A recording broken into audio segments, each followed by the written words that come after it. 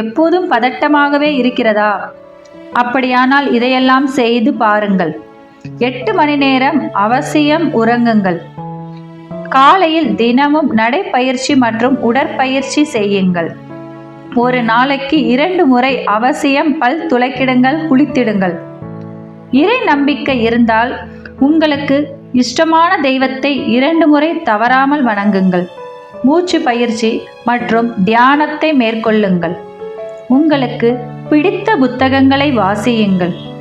உங்களுக்கு பிடித்த நடிகர் நடித்த திரைக்காவியங்களை கண்டு கழியுங்கள். எதிர்காலத்தை பற்றி சிந்திக்கலாம், தவறில்லை. ஆனால் மிக அதிகமாக சிந்திக்காதீர்கள்.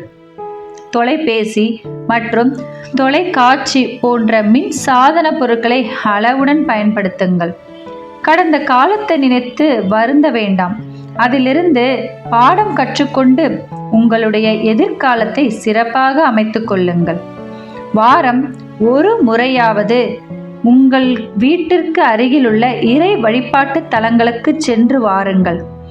வாய்ப்பு கிடைத்தால் 5 அறிவு ஜீவன்களுடன் பேசுங்கள்.